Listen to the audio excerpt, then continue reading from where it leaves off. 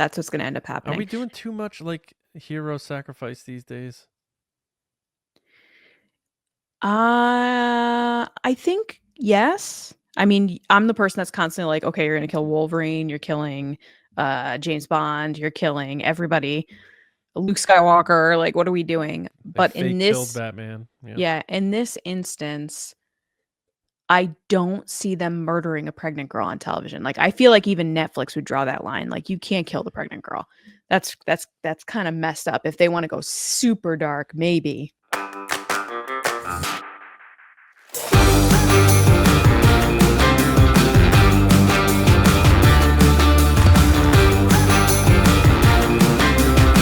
Happy New Year, everybody. Welcome to the first episode of Nerdy and Nice for 2025.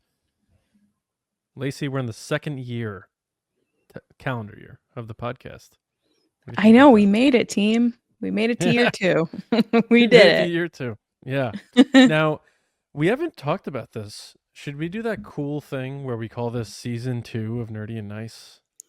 No, I think it's just an ongoing podcast and we don't do seasons. Seasons are for people that only want to do like 10 of them at a time. So they make it seasons. Or if it's a podcast that's very specific to a certain narrative, like a crime event or in some one deep building. dive into something. Yeah. What? Oh, are you talking about only murders in the building? Only murders in the building. I don't know. I understand some people that make it seasons, but then other people I'm like, this makes no sense that you're saying seasons for your podcast. Well, seasons, no seasons.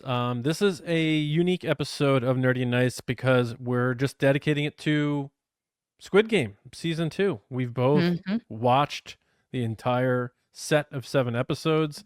We are gonna talk all about it, all our thoughts about season 2, and maybe some light speculation for part 3, which is coming out this year. So, did they say I am when? gonna laugh. No, they haven't. They said either summer or fall of next year, 2025. But I did have to laugh because I left the last Nerdy and Nice saying I was going to take my time watching this season, and I blew through I did too. So that's where we're at. So Kathleen got a little annoyed at me that I started watching without her. But I was like, I got to talk about it on the podcast, and she did start watching the first episode with me, or second episode. And didn't you? She falls asleep though.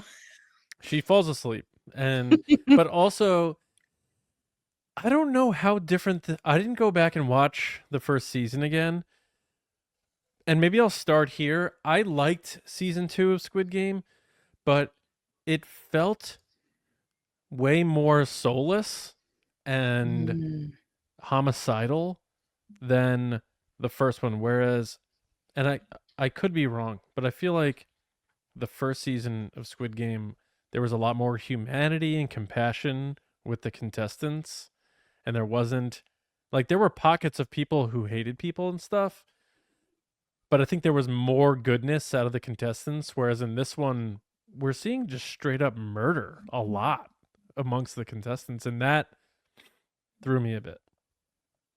I don't know if I agree with that, because season 1, they at one point vote to leave the game. They all leave and then they all come back. So they know what's at stake. They're willing to kill to get ahead, regardless of what the repercussions or consequences are. I don't know. I think that was it more brutal in the sense of the deaths? Yes. I think that this season had more violence, more gore. It had a bigger budget, so it was able to do these crazier things. But I wouldn't say it's any different with the amount of people that are nice, shy versus not. I just think that it seems like the stakes are higher this time around for some reason. Yeah, there was more, like, the first one almost felt like a Saw movie where it's like everything revolves around this game, and the whole hook for the idea of the show is like, oh, these elaborate games that people need to play in order to not die. And it's like, all right, got that. And now in this one, it's like they're creating this lore, and there's a lot happening outside of the game that is a bigger part of the story. Yes, there's more focus outside of the game, which can get confusing because they're cutting back and forth. Yeah. I will say that a lot of the so-called twists, I picked up on very quickly. Well, and you know from the title, it's a spoiler review. So if you haven't watched all of Squid Game season 2 yet, and you don't want to be spoiled, come back, listen later. But we're gonna talk about all the details. Now we're getting into it, guys. We're in the games now. So we are fully entrenched with our Yeah. little green jumpsuits right now. If you, by the way, if you had to pick a number, if you got to pick your number, what number would you pick? 4, 5, 6. You would just take his number? I feel like it has some luck with it because he made it through. All right, that's fair. Now I need to know, what are these twists? These claimed twists that you knew? The captain being bad guy. I picked up on that pretty quick. The captain of the ship that was driving around the game maker's brother that I said early on watching it, I was like, this guy's off. From the moment he's sitting in the thing, the whole tooth tracker that got removed, and they're like, who set him off? And they kept cutting to him, and like the way he was like, what? Someone told them? What? Tell me all the details at the restaurant. And the fact that this guy was driving around with this cop for 2 years, I was like, who would waste their time unless they were trying to make him waste his time? Right. And he happened to pick up the cop guy at the right location, but can't bring him back to that location. It just felt like to me, someone's paying this guy to, which obviously we know it's the guy's brother, to make sure he's okay, to pick him up, and then basically keep him busy. Yeah. Because he doesn't want to kill him. It's his own brother.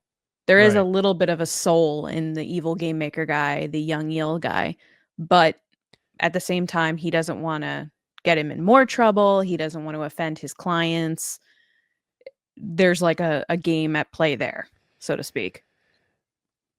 Do you think we're going to find out in season 3 that what's Lee Jung-jae's character? Ji-hoon. Do you think we're going to find out that he had an inkling? Because I don't know if it's us knowing, but every once in a while, it's how he they looks shoot at it, him. the way they have him look at him, it's almost like he's asking questions when every he knew time his he's looking at name. him. When he knew his name and he's looking at him like, how do you know my name? And he's like, oh, I heard your friend call you that. Yeah. I was like, bro, it's so obvious. Or him naming himself Young Eel. The other guy was Old Eel, O-Eel. And this guy's Young Eel. And he's 001. Right. He just happens to be player number 1, and he's the last guy voting, which means during the vote, no, in the original one, he like the first vote, wasn't he the last person to vote? Yeah, he snuck in at the end. Yeah, he goes first, and then the third one. Right. So I'm saying, like, in the vote, when all this stuff's going on, he snuck in the back and was like, just happened to be number 1. Yep. Yeah. And that part of the story, I'm liking. Me too. Seeing him sort of having to pretend to be one of them and wondering when the other shoe was going to fall, and it's sort of like this suspenseful cat and mouse thing. And I thought that was a nice addition to the story. It was sort of like the version of the old man from season 1 for this season, in a way. Yeah, I think he joined to show Ji-hoon that, like, basically everything he said was true. Like, he has this Lee Jung-jae's, the main character, thinks he knows that people don't realize the issue, that they're going to die, that they're being forced into this, that they're being played, that this is capitalism taking over and these like lords and the serfs type stuff. But Young Eel is showing him, no, this is just humanity. And whether you do something or not, these people are still going to want to play. These people are still going to be greedy. And we got that kind of hint with the salesmen and the homeless people. They always took the lottery ticket. They didn't take the bread. It's just the idea that he tells him in through the pig, which I love that little pig speaker, the gold pig speaker. I knew the moment he got in that limo, I was like, oh, he's going to knock him out and put him back in the games. But when he's talking to him in the car and he's like, look, these people are trash. Like, you should have just taken your money and left. And the guy's like, I can't, I've killed people. And he's like, you act like people aren't going to do this. Like, people are willing to risk other people for money or fame or, to get that step ahead.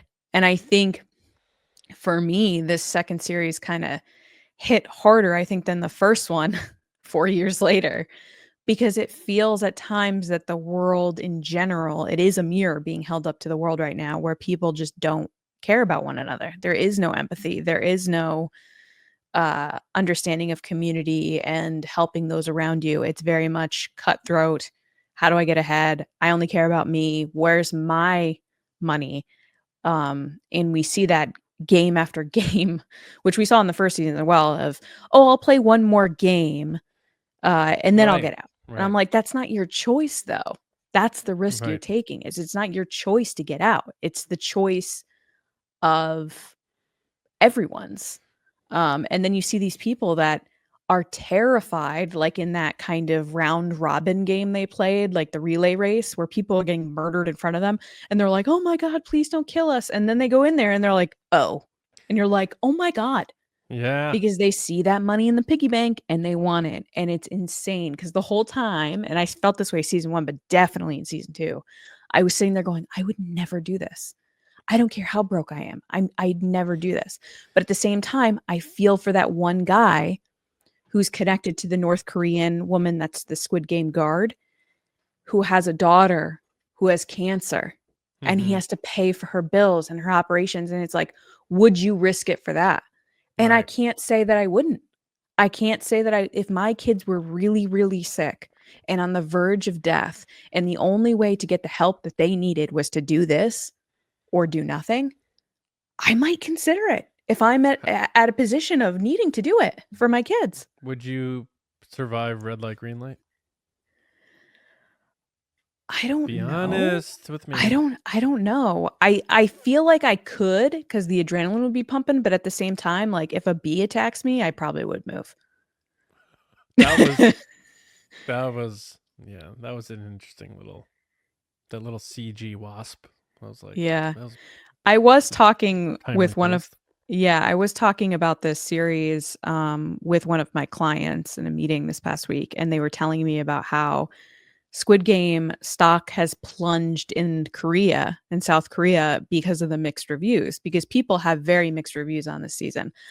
I overall like the season. I don't think it's as good as season 1. No. I do think they cut it short. And I do think this is a reflection not on the creator himself, but on Netflix.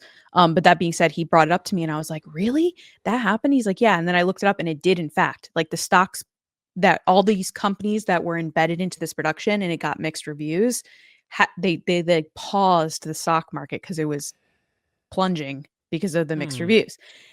It's just so crazy to me because you're like, that's the impact these shows have. But on something like, outside of Hollywood, I could see that being a bigger issue. But what are your overall thoughts on the series?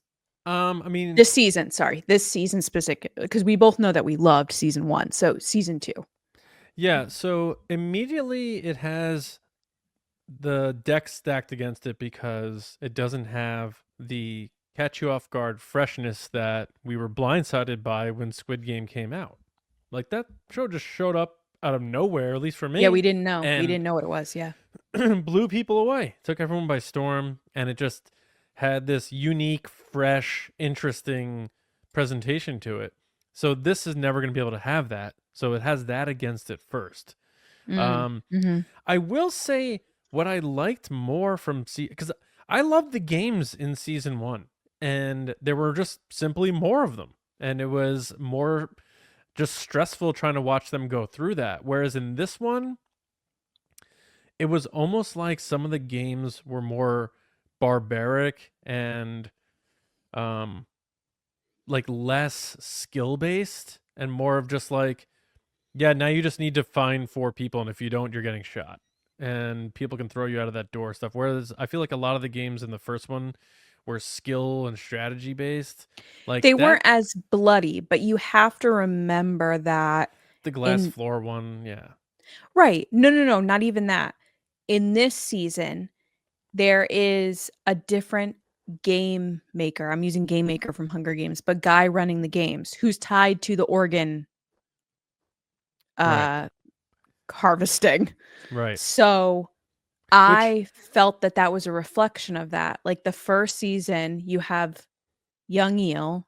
We don't know if that's his real name. Young Eel, who's running the games, and he's up in the control room the whole time. This time, he stepped aside to this other guy who's harvesting organs. So what's that guy going to do? He's going to get as many dead people as he can to get the most organs. but do you buy young Eel's story about, it's my wife and she wanted to have the kid and she That is what refused. happened. So is he behind the organ harvesting? Is he actually calling the shots? Am I not making That sense? is a great question, and that's something I know I was questioning it, and also Matt was, and I say Matt because he watched it with me, and it's just another point of view. But that is a great question because you see at the beginning of this season, the young cop who's the brother and the mother sitting there, and the mother's doing her typical like, "My poor son, where is he? He's Yeah. missing. Go bring flowers to his wife's grave." So his wife's dead. She's dead. Yeah. Yeah. So there'd be no reason for him to harvest organs because she's dead. And I feel like from his story, I was kind of like pulling it apart a little bit in the viewpoint of what it actually is versus what he's telling him. I think he's being honest, and he's also showing why he made the choices he made, and that he's not this big overarching evil guy, which he kind of is. Don't get me wrong, but there is this underlying, I'm here because the world sucks. And no matter Yeah. what I did, Right. the world sucks. And so why not make money It's doing this? Like I'm punishing the world for punishing me, basically. Like this vengeance type thing. It's sort of like Saw in that way, because Saw's about this guy who has terminal cancer, Cancer, right. and he puts people who take their lives for granted in Yeah. these life or death situations so that if they can get out, they appreciate life again.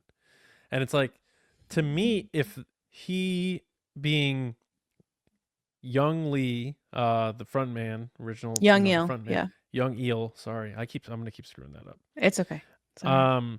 If he's behind that, like it could be like you're saying, he sees these people as the dregs of society. They don't care, they don't value their lives. They probably don't treat their bodies well. I don't they think don't he's behind it though. I think he's just a piece of the puzzle because the old man was the one that started the games.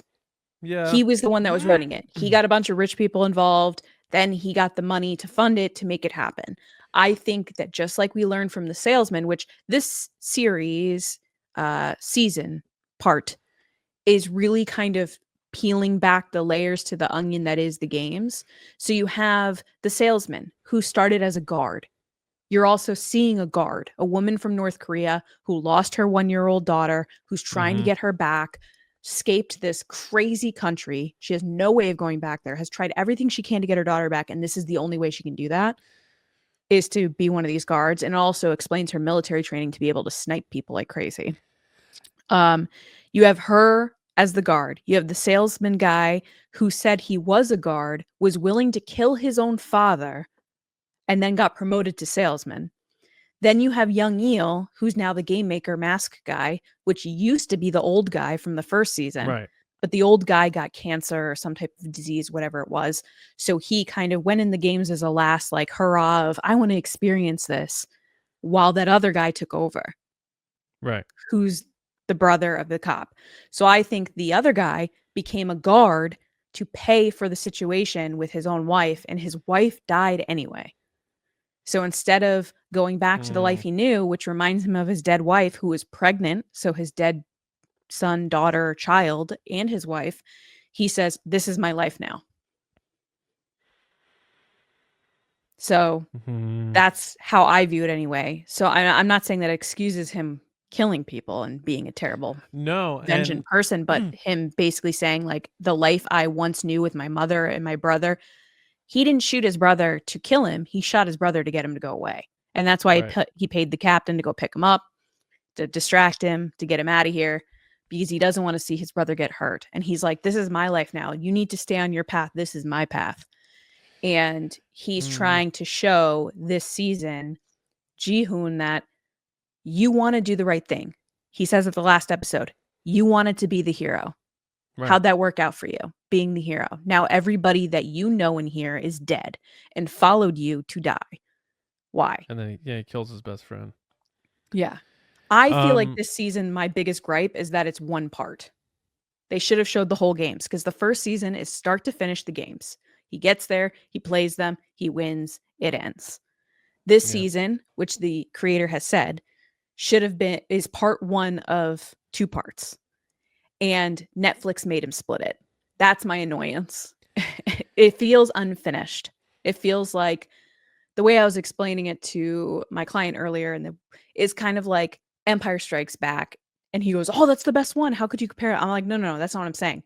It's like the middle chunk of the story. You're just waiting for the rest of the story, and now you have to wait for what happens next. Do you think the games are going to continue? Yes, they are. They already put out a teaser about it. Yeah, what was that thing at the end? It was like the credits had like a soft start, and then they show the red light, green light doll, but then there's another doll version. Yeah. So what is that? It looked like red light, green light, but with a train. Oh, like there was railroad track, like ding, ding, ding, ding, so ding. Are they going to just toss Ji-hoon back in? I think he's going to wake back up in there. And he's going to wake back up in there with everybody, not with new people, with everybody mad at him. He led these people to death and put these other people at risk of dying for what? For some big hero moment, thinking he was going to shut down. He was completely overpowered. And I remember watching it being like, what are you doing? You're just murdering everybody. And that's why that one Marine freaked out and stayed behind. And then you have the trans character also stayed behind, because the old woman was like, you don't want to die like this, because they were so overpowered. But yeah, that character's name is Joe, I think. Joe. Such a good character, by the way. That was one of my favorite characters. That's the other thing I was going to try to say was, I feel like this season had more fleshed out, likable characters than last season. And I think a part of that is certainly the front man sort of infiltrating, and I think he had more of a fleshed out story than we got from the old man in season 1, who was more of a secretive twist, where in this one we knew the twist, so we were able to like get him involved more with the main characters and conversation. I think that made it cool. When he turned around, I was like, oh snap, it's him. And Matt was like, who? I was like, the guy, the masked guy. Right. And one of the the trans character's name is Jo Hyun-ju, played by Korean actor Park Sung-hoon. They call him Uni. They call him Uni in the I thought that character was great. Yeah. I liked his best friend. And even like some of the weird characters like Thanos. Oh, Thanos was the worst. The worst in the best way. Like he was good character. A crazy drug-induced character. The weird thing I found about him is he would switch into English every once in a while. Did you notice that? I don't know if it's because he was a rapper or YouTuber. Yeah. Well, the crypto guy, which I ended up somewhat liking, especially with that one moment with his pregnant girlfriend, which nothing drives me more nuts than this season than the pregnant girl there. Like, why are you there? Why are you there? Because you have no life if this kid's born with no money. Like, what are we doing here? What are we doing? Yeah. The only thing it could be used for is to, as a vehicle to show empathy of other characters or something. You know? Right. Because young Neil was constantly being like, here, have my milk. How are you feeling? Like, and I think that's another connection, that he was seeing her as his wife.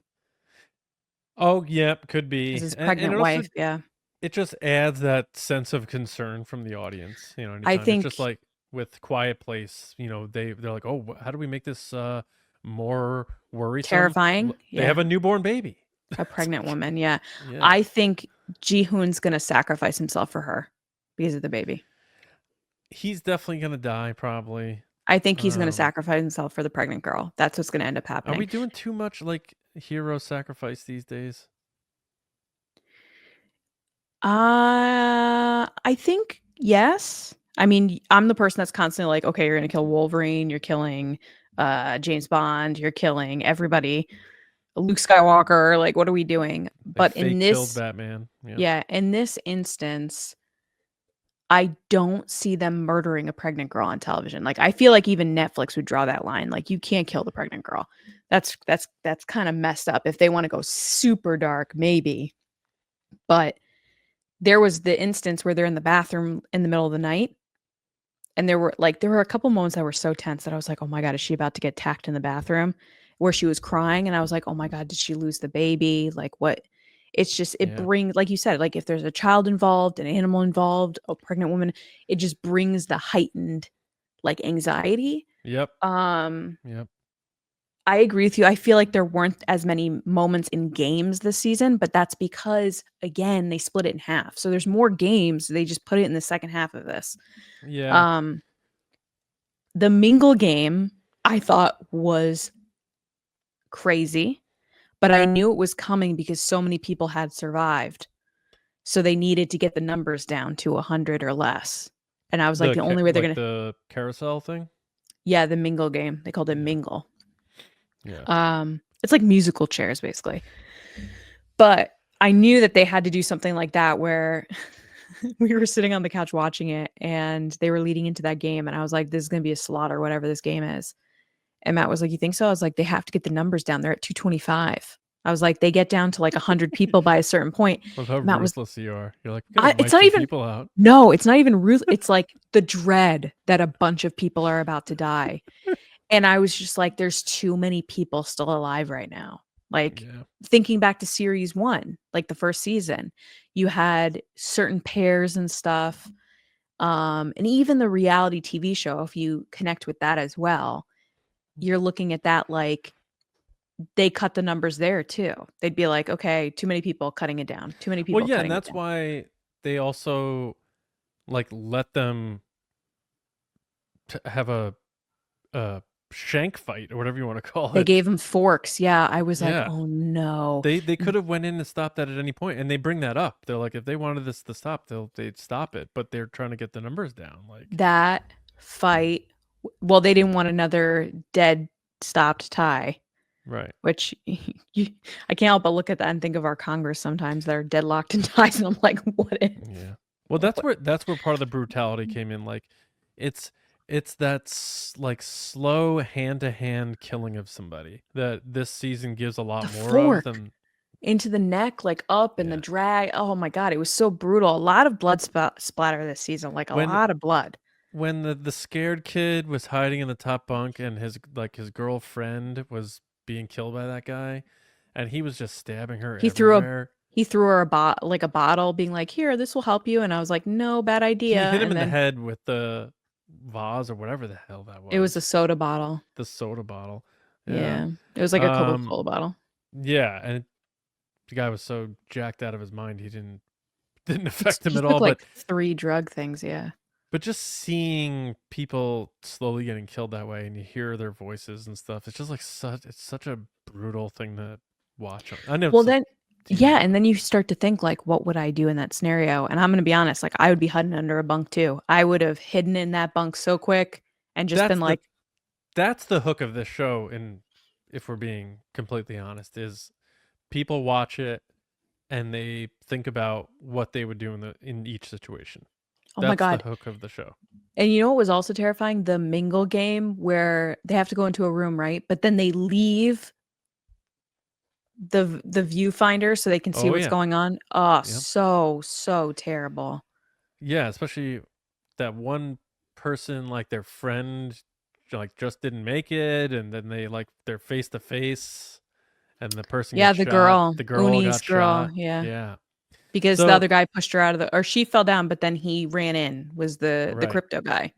Right. Yeah. I don't know how you're keeping track of all these people. His name's like MT Coin. He's like a cryptocurrency YouTuber, which is funny because he basically did what Hawk Tua just did, which is rug pulled a bunch of people. And Thanos and that other guy were one of the people that he rug pulled, and they lost all their money. So they're mad at him. So he got that girl pregnant. We don't know the story fully there, but it's his baby. So when that one girl fell and like got pushed out of the way, he ran into the room with her because he's like, look, if I didn't run in here, you would have been murdered. Right. Yeah. It's just so wild. So wild. Yeah, I'm obviously gonna, check out part 3 and see how they finish it out. But um and it was entertaining. I enjoyed it. But it's like, the binge model. It's just you digest this rather quickly if you don't have a lot going on in a particular day. And they did it at the And perfect time too, like right between Christmas and New Year's. Yeah. and the numbers it's doing is ridiculous. Like, Yeah, yeah. reviews don't matter when it comes to like viewership for a show like Mhm. this. Mhm. People are going to show up and watch it. Mhm. I enjoyed it.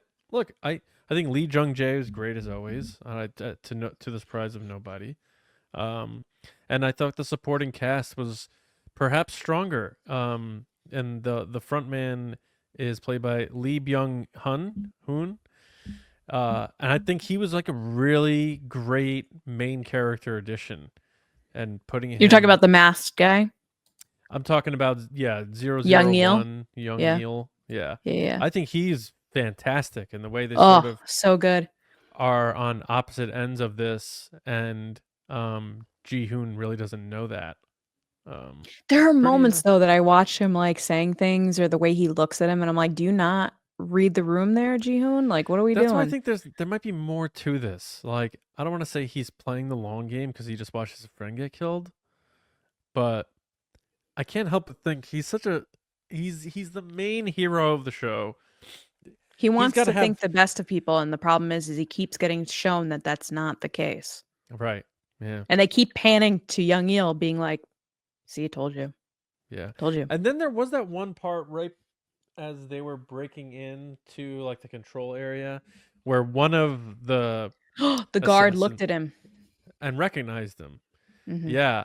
And I was wondering like why didn't we not get more of that? Like I think it would have been cooler if we got maybe another one or two close calls with him just to add the suspense from him getting exposed.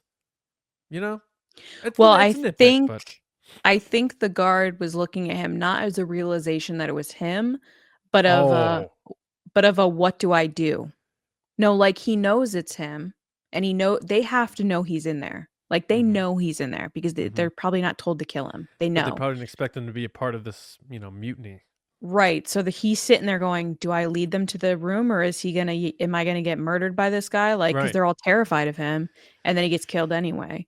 Um, yeah, I think the thing that bothers me the most is the organ harvesting thing. Really bothered me, for understandable reasons. I thought that was kind of done in the first season, that they were like done doing that.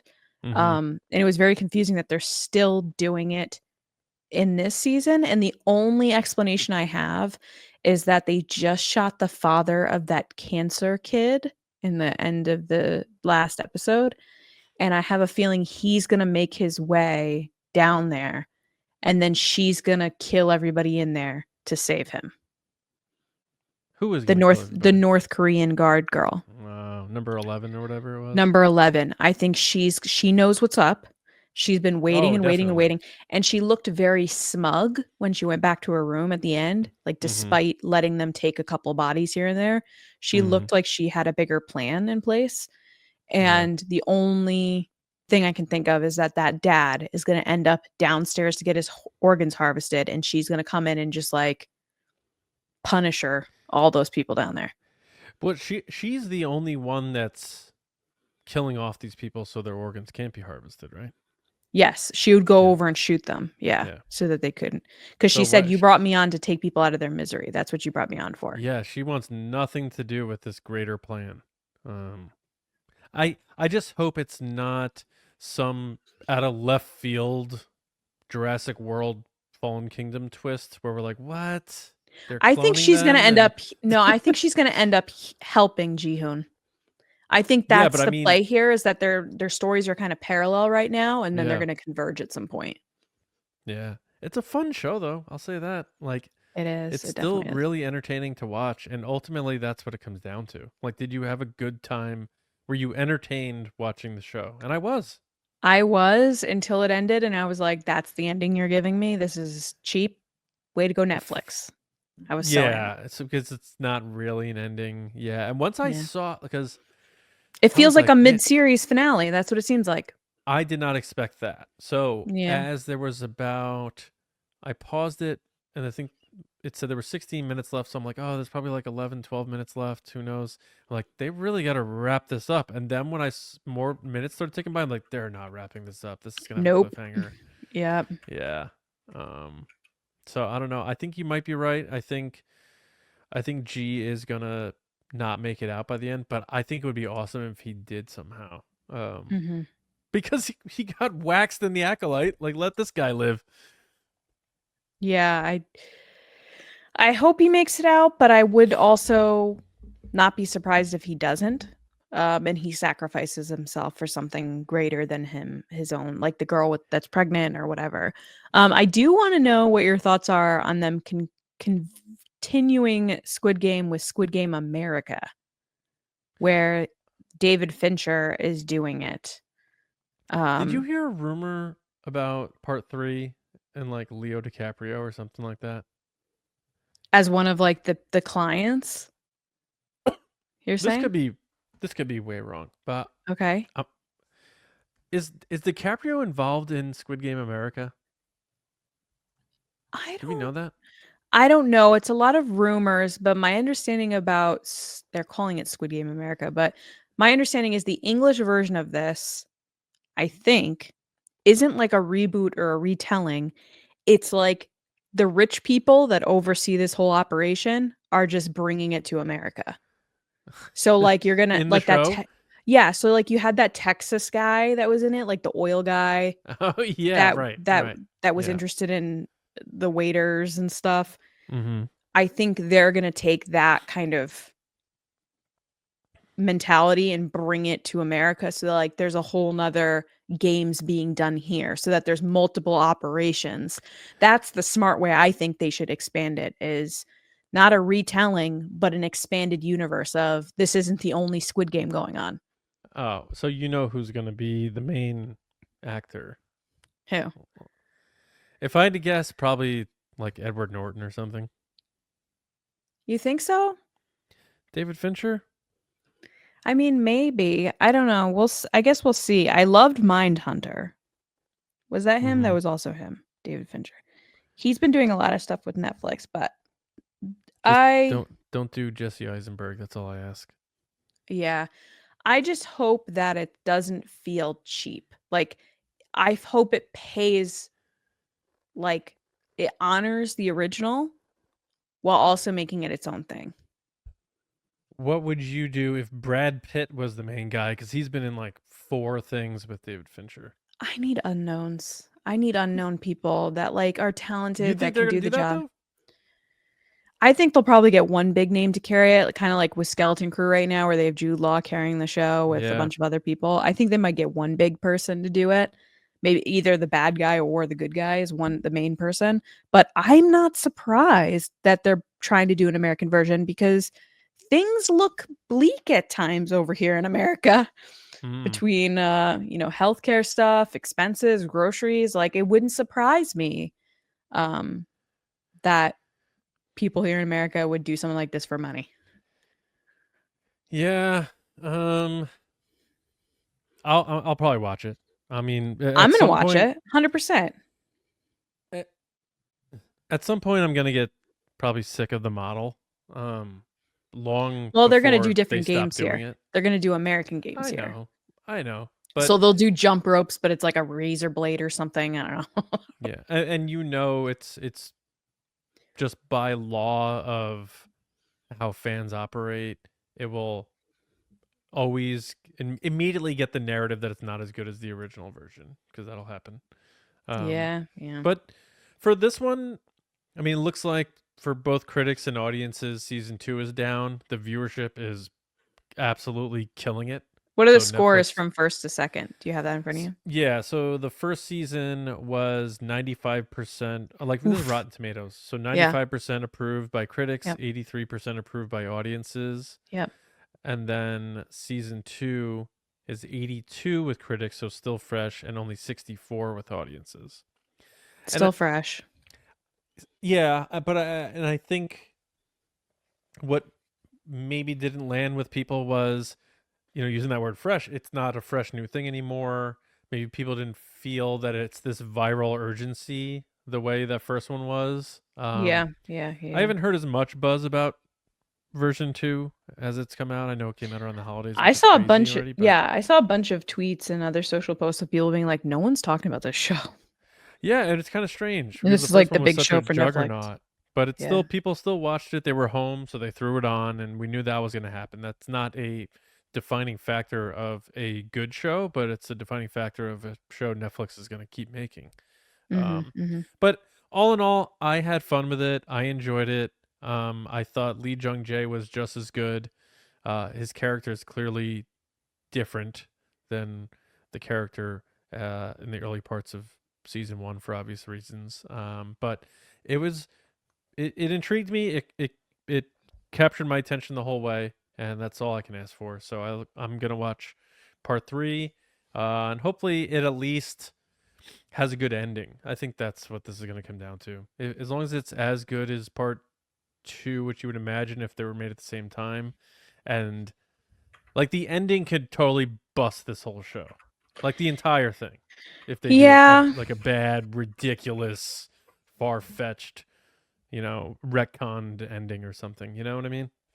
Yeah, I think the creator, Huang, he wrote this story and was trying to pitch it for years and years and years and years and years for it to happen. And then it finally happened. I think he feels the pressure to end it in the way that's good and creative and different.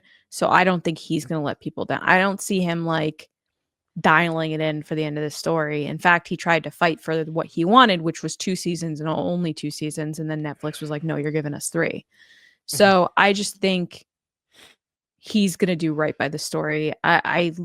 I enjoyed season 2. Do I think it's better than season 1? No, but I haven't seen the whole story yet. And that's my only gripe. Exactly.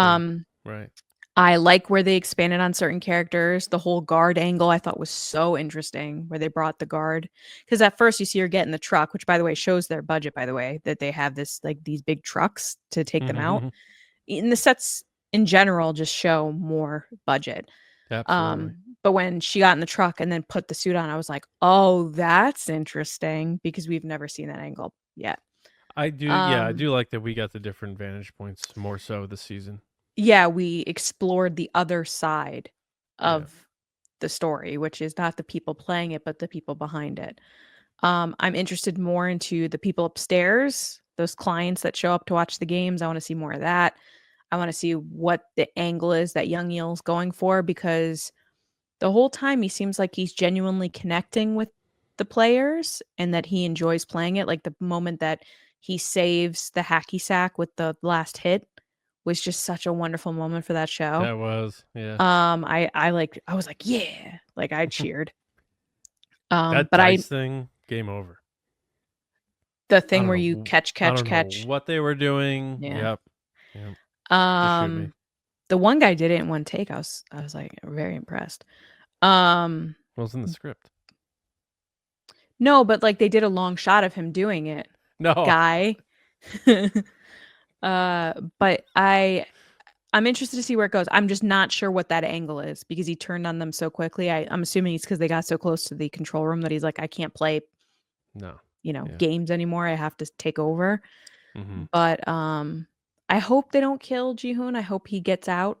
But at the same time, I don't know if that's going to happen. Because they're kind of setting it up that he dies. I'm interested to see what happens with the cops and the Marines on the boat, because the captain sucks. He sucks. I just hope that this show, my hope is that it doesn't end in a way that the bad guys win. Like, I really want this show to end where these games end, or, they get brought to justice or something. Like, I can't live with the fact that they just keep going on. Now, that's not to say that they don't, at the end of the series, lead into, well, this one's over, but the America one's just starting. You know what I mean? Then they lead into the next one. But or they show that there's, this one ends because of whatever reason, but then they quickly show that there's multiple countries on the screen or something, or like some D- type of sheet shows that there's many more of them in the world. Yeah, it's like a global enterprise, and this is Yeah. just one of them. Yeah. Yeah, I could see that happening. But yeah, I hope Lee Jung-jae gets some awards from the show because he deserves it. His acting is just so good. He's magnifying, electric on screen. And I hope to see him in more stuff here over in the States outside of just Squid Game. Yeah, he was really good. Yep. But yeah, I can't wait to see what's next. Yeah, we will see what happens next. Hopefully, I mean, at worst, it comes out next Christmas. It comes out in the summer or fall, they said. Oh, they did. I asked you earlier. I said fall, summer or fall. You said, John, I have zero idea. That's not what I said. I said summer or fall. Check the tape. Okay. They said summer or fall. All right, I believe you. All right. Okay. That is it. That is our review of Squid Game Part 2, Season 2, however you want to call it. Let us know what you think. I'm sure a lot of you watched it. If this is your first episode listening to Nerdy and Nice, we might do reviews like this now and again where we dedicate a full episode to it. But we just figured there wasn't a ton news since our last episode, and we both really like Squid Game, so why not dedicate an episode to it? And we got our giveaway still going on too, right, Lacey? We do. So you have to review this show, take a screenshot, and send it to us with hashtag nerdy for Squid Game. And you could win the Squid Game doll that does the red light, green light game. And then some of these cool little Netflix inspired mini prop things. And they have all the different shows from Stranger Things, Emily in Paris, Squid Game, Cobra Kai, Bridgerton, Witcher, etc. It's very cool. Our first giveaway. And some shirts and stuff from us for Nerdy Nice. Yeah. So go to your favorite podcast app, rate us, hopefully 5 stars. Take a screenshot, post it to your social media, Instagram, Blue Sky, X. Use the hashtag like Lacey said, Nerdy for Squid Game, and you're in. And then we'll see who is the winner of our Squid Game. 0 deaths. Na, na, na, na, na, na, Bing bong, bing bong. All right. Lacey, anything else on Squid Game Season 2? Nope. But you can find me on social at Lacey Gilleran, on TikTok at It's Lacey Gilleran, to talk about this and other things. Yep. Yeah, for me, Johnny Hoey on Blue Sky and X. And make sure you just follow Nerdy and Nice on your favorite social media app and your favorite podcast platform. It's separate from the Resistance broadcast. And if you happen to like Star Wars, you know where to find the Resistance broadcast. Also on all podcast apps. And both shows, video version, right here if you're watching on video on our channel, youtube.com/@TRB podcasts. Thank you to everybody who's been subscribing. We've seen a little tick up in our numbers, so we appreciate that. Keep spreading the word, whether it's for Nerdy and Nice, TRB, whatever. Thanks so much for stopping by. Thanks for being a part of what we do. And last but not least, we have to give a special shout out to our Patreon movie star generals and silver screen spice runners. The generals: Carmelo, John RISI, Jetta Rosewater, Frank Grande, Nick Kratz, Chris Morales, Brian Smith, Dani, Mike Rumore, Brennan McLaughlin, Sneaky Zebra, Dave Hornack, Colin Cormier, Steve Garrow, Sachi, and Darth Snips.